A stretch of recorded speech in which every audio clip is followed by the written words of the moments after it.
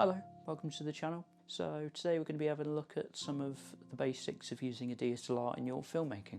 So we're going to be going through a number of settings, and these will pretty much allow you to adapt your camera to a huge array of different environments. Right, okay, let's take a look.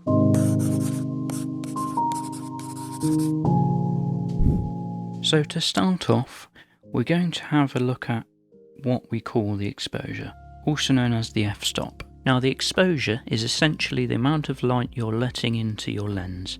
The smaller the aperture size, that's this ring of blades you see here, a little like the iris of an eye, the less light is allowed into your lens. So you'll generally find this around the middle of the back of your camera to the right of your screen, but of course this will depend on the camera you have, but it's usually around this sort of area anyway.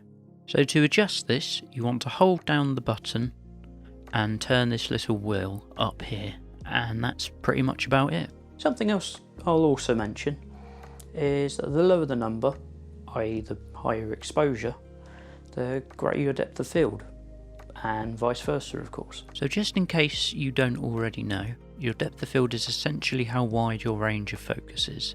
So with a narrower aperture, your area of focus is pinpointed, if that makes sense. Then of course, the wider your aperture, the broader your field of focus will be. This can sometimes be a little difficult to get right, as you may need your exposure nowhere near the level you're looking for in order to get the right sort of depth of field you're looking for, in order to balance it out with the other settings. What I tend to do is get the exposure as high as it will go, and then get the other settings down to a low level, as I usually tend to shoot videos with quite a shallow depth of field anyway. But as I say, it depends on what lens you're using. For me, I tend to use a prime lens to shoot my talking head shots, as they tend to have narrower apertures. But if I'm shooting more of an establishing shot or a long shot, I'll tend to use a wide angle lens. So next up is the shutter speed. So the shutter speed is pretty much how fast or slow your shutter opens and closes. So the shutter speed pretty much determines how motion blurred your footage will be. Now what I tend to do, and a general rule of thumb I've found, is to set it to about double your frame rate. So generally we'll only really be shooting at about 25 FPS, frames per second. But of course it will depend on what you're shooting. If you're shooting something in slow motion, you'll tend to use 50 FPS, but obviously with high-speed cameras you'll be shooting at frame rates well over 20 times that. So you want to set your shutter speed to about 50, as this will be at a point where your footage is not too motion blurred, but where it will also allow you to keep your other settings nice and low. Now I'll explain why that's important when you're messing about with your ISO a bit later. Now to adjust this, it is literally just a matter of turning that little wheel on its own.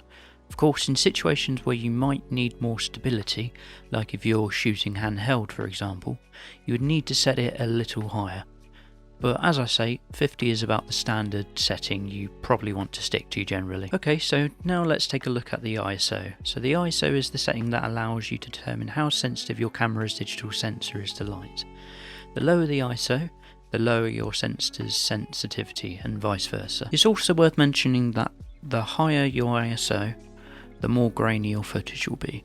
So you'll want to make sure raising your ISO is only a last resort. So to adjust this, you want to come up here to where your adjuster wheel is. Next to that, you'll find your ISO button. So you want to press that, come back down to your screen. You'll have an array of options of different values you'll be able to set your ISO to. So as I've hinted a bit along the way, you want to learn how to balance these settings out with each other, with each different environment you shoot in. You take a bit of practice, but you want to aim to go no higher than 400 when shooting outside, and no higher than 800 when shooting inside. Now for the final setting, the white balance. So the white balance is pretty much the colour temperature of the white light reflected into your camera's sensor. There are many different types of light sources, and each of them will determine your colour temperature. Usually your camera will have some presets that will match the colour temperature of each environment you shoot in. You have sunny, cloudy, tungsten, fluorescent, shade, flash, and AWS, which is the ambient priority setting. So now if you have the wrong preset selected, your footage will either be really orangey looking or really blue. So these presets basically match the temperature your camera sensor reads white light to the temperature of that particular light source. Our eyes are doing this all the time, but it's so instantaneous we don't notice it. Right, so the AWS setting will essentially prioritise the dominant light source in the surrounding area. This is usually the preset I tend to use when there is more than one light source present. Now really all that's left is the focus. Now I did touch on a little bit earlier with the aperture size and such, but let's go into a little more depth. So first of all, every lens I've used so far has had a focus wheel. Maybe there are a very few that I don't know about, but as far as I'm aware, they generally all tend to have them. Although the prime lens and macro lens I have, they don't have a zoom control. Since the focal length of these lenses is quite boxed in anyway, it wouldn't really make sense to have one. So just briefly, the focal length is pretty much how wide or narrow the view a lens will give you. A bit like your depth of field, only this is of course more related to the view you're getting rather than the range of your lens's focus. Now something I think is worth mentioning is the focus assist setting. Now this is a setting that will temporarily digitally zoom into your live image and allow you to manually focus your shot in more detail. This can usually be found in the top right corner of the back of your camera with a magnifying glass symbol next to it. With one press, it will allow you to zoom in slightly. Another press will zoom in to its max setting. Then a third press will zoom you back out again. Right, now you've heard a bit about manual focus, so let's take a bit of a look at the autofocus. So the autofocus tends to be a little temperamental.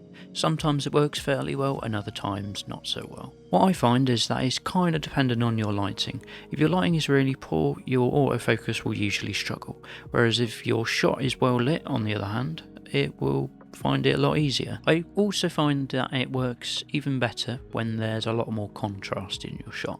So it really is just about playing around with it and seeing what works best for you. But this can be easily adjusted with a switch on the side of your attached lens. Depending on what camera you have, there will be some DSLRs that have face tracking technology, which can be helpful, but again it depends on your lighting more often than not. So there you go, there's a bit of a rundown of some of the key settings you'll need to get your head around when filming with the DSLRs. So if you're interested in learning anything filmmaking, graphic design or VFX related, be sure to hit that subscribe button and turn the notifications bell on to stay updated. Leave a like or dislike. Otherwise, if you have any questions or constructive criticism, be sure to leave it in the comments. Otherwise, thanks for watching and I'll see you next week. Cheers.